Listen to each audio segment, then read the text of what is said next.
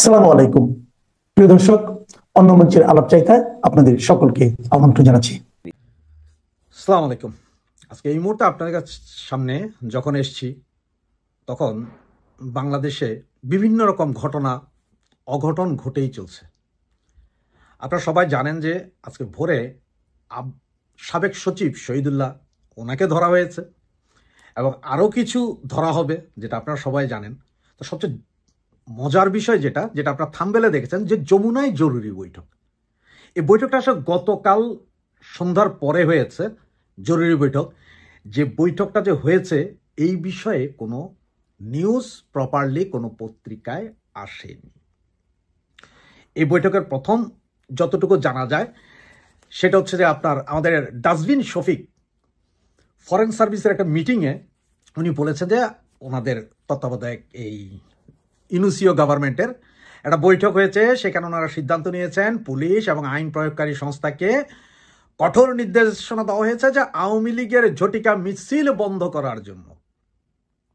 কিন্তু ডাস্টবিন শফিক হারামজাদা ও জানে না যে এটা আওয়ামী লীগ, এটা আগুন, এখানে কেউ বন্ধ করতে পারবে না।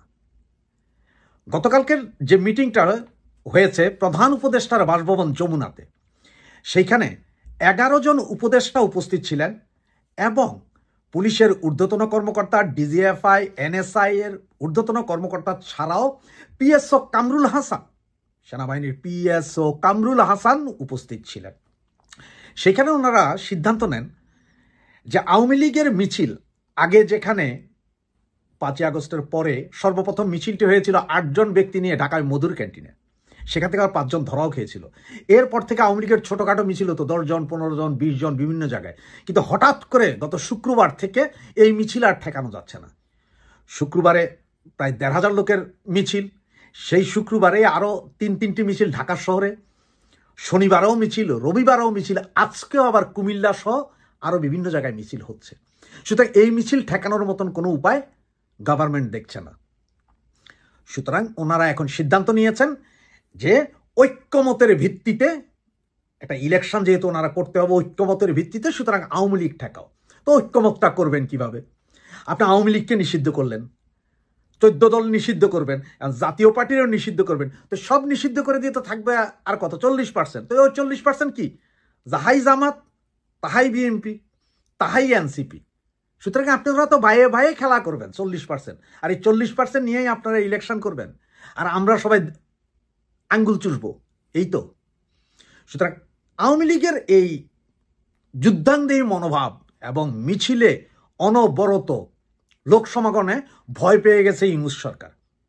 এটা 100% কারেক্ট ইনফরমেশন আপনাদেরকে দিচ্ছি, যেন পুরোপুরি ভীত অবস্থায় আছে এবং ওনারা চাচ্ছে যে এই জিনিস এখন যদি ঠেকাতে না পারে তাহলে হয়তো সমস্যা হবে।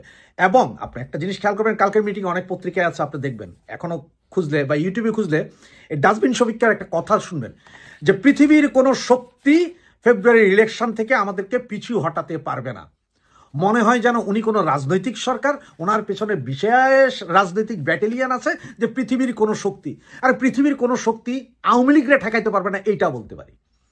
আজ পর্যন্ত 74 বছরে পৃথিবীর অনেক বড় বড় শক্তি চেষ্টা করছে, আওয়ামী লীগরে ঠেকাইতে পারে নাই। পৃথিবীর সবচেয়ে বড় শক্তি ইউএস, চায়না মিলে পাকিস্তানকে সহযোগিতা করে আওয়ামী লীগকে দেশ স্বাধীন করাইতে ঠেকাইতে পারে নাই। আর তুমি কোন স্যার ডাক্তার ইউনূস? তুমি কোন দেশি ডাক্তার? তুমি আমার বালের ডাক্তার, বালের নোবেল লরিয়েট। তোমার মতন এরকম নোবেল লরিয়েট আওয়ামী লীগ ছাত্রলীগের পোলাপাইন মুইতা দিলে ভাইসা যায়। এখন হচ্ছে সেনাবাহিনীর এই বেইমান মুনাফেক সেনাবাহিনীর কাছে তুমি এতদিন আছো, সেনাবাহিনী একটু ঢুকাও, এরপরে দেখো যদি 24 ঘন্টা থাকতে পারো তাইলে আর আসবো না। সুতরাং যমুনার এই মিটিং এখন হচ্ছে যে তারা ভয়ে ভীত আওয়ামী লীগের মিছিল নিয়ে, এবং তাদের কাছে গোয়েন্দা রিপোর্ট আছে আওয়ামী লীগ দিনকে দিন মিছিল আরো বড় হবে। তাদের এই গোয়েন্দা রিপোর্ট লাগে না, এটার আওয়ামী লীগের মিছিল যে আরো বড় হবে, আরো জঙ্গি হবে, এটা বোঝার জন্য রকেট সায়েন্স লাগে না, এটা এমনিই হবে। এবং শুক্রবার থেকে যেটা শুরু হয়েছে এই ইউনূসের পতনের আগ পর্যন্ত এটা থামানোর শক্তি বাংলাদেশের কোনো প্রশাসনের নাই। এবং আপনারা একটা জিনিস মনে বিশ্বাস রাখেন, আর বেশি দিন নাই, 15 থেকে 20 দিনের মাথায় দেখবেন পুলিশ, আর্মি এরাও হাল ছেড়ে দিবে, এরাও বলবে যে ভাই আমরা পারবো না, কারণ এটা আওয়ামী লীগ। জিয়া রহমান পারে নাই, এরশাদ পারে নাই, খালেদা জিয়াও পারে নাই, সর্বশক্তি দিয়েও পারে নাই আওয়ামী লীগের ঠেকাইতে। সেই পাকিস্তান, এই বিএনপি জামাতের আব্বা পাকিস্তান, তারাও পারে নাই ঠেকাইতে। সুতরাং আমাদের জয় রুকবার নয়, জয় বাংলা, জয় বঙ্গবন্ধু। আজকেও দেখলেন যে বাংলাদেশ ছাত্রলীগ যুবলীগ কিভাবে ঢাকায় সংসদ ভবন এলাকায় মিছিল করে, কিভাবে ঢাকা শহরেও আজকে 5টা মিছিল হয়েছে এবং কেমন জনসমাবেশ সেটা দেখছেন।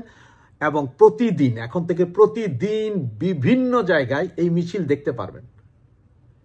যেটা বলা হচ্ছে এখন যে আমাদের টোটাল আওয়ামী উইংস ঢাকা শহরের একজোট করা হচ্ছে। শেখ হাসিনা সরাসরি নির্দেশ দিয়েছেন যে ঢাকা এবং চট্টগ্রামে আওয়ামী উইংস অ্যাক্টিভ করার জন্য বলা হয়েছে এবং 24 ঘন্টার ভিতরে সবগুলোকে অ্যাক্টিভ করতে হবে।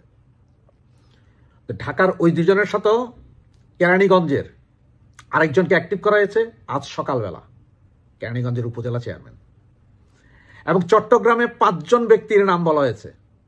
আমাদের চট্টগ্রাম মহানগর আওয়ামী লীগের সেক্রেটারি জনাব আজম নাসির উদ্দিন এবং 3 জন ছাত্র নেতা, তাই হেলাল আকবর চৌধুরী বাবর এবং নুরুল আজম রনি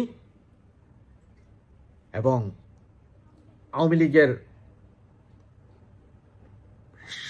মন্ত্রী এবং মহিউদ্দিন চৌধুরীর সুযোগ্য পুত্র জনাব নওফেল, এদের সকলকে দ্বিধা বিভেদ ভুলে, দল মত নির্বিশেষে গ্রুপিং ভুলে এক হয়ে 24 ঘন্টার ভেতরে খেলা জমানোর জন্য বলা হয়েছে।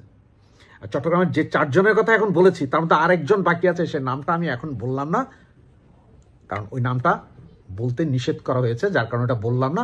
ওইটা হচ্ছে যে আপনার সিকিউরিটি ফোর্স। সুতরাং এই 4 জন, ঢাকা শহরের 3 জন, কেরানীগঞ্জের 1 জন, এদের সবাইকে বলা হয়েছে যে এরা সবাই আওয়ামী লীগ, ছাত্রলীগ, যুবলীগ, স্বেচ্ছাসেবক লীগ, শ্রমিক লীগ সকলকে একজোট করবে এবং সমস্ত স্কুল, কলেজ, ইউনিভার্সিটি, ছাত্রলীগ, যুবলীগের যেসব উইংস আছে সবগুলোকেই এক জায়গায় করবে এবং এগুলো সবগুলোকে অ্যাক্টিভ করতে হবে। সুতরাং আগামীকাল থেকে তো চট্টগ্রাম শহরেরও বিভিন্ন জায়গায় আপনারা খেলা দেখবেন। আমাদের প্রাণপ্রিয় নেত্রী, জননেত্রী শেখ হাসিনা গতকাল রাতেই সমস্ত নেতাদের সাথে, যারা দেশে আছেন তাদের সাথে ফোনে এবং যারা দেশের বাইরে আছেন তাদের সাথেও, মানে সকলের সাথে ফোনে একই সাথে একটা গ্রুপ কলে সকলকে অ্যাক্টিভ হতে নির্দেশ দিয়ে দিয়েছেন এবং ওনাদেরকে বলেছেন যে আগামী 24 ঘন্টার ভিতরে অ্যাক্টিভ হতে হবে। সমস্ত কর্মীদের খবর নেওয়ার জন্য উনি সরাসরি নির্দেশ দিয়েছেন, বলেছেন যে যার এলাকার কর্মীদের খবরাখবর নিতে হবে, সকলকে অ্যাক্টিভ করতে হবে এবং সকলে একযোগে নামতে হবে। এই মাস, এই সেপ্টেম্বর মাসের ভিতরে আগুন ধরাতে হবে সারা দেশে। আগুন বলতে আবার কিন্তু ওই যে আগুন লাগানো না, এটা তো মিছিলের আগুন, আন্দোলনের আগুন ধরাতে হবে। ভূমিকম্প করে ফেলতে হবে সারা বাংলাদেশে।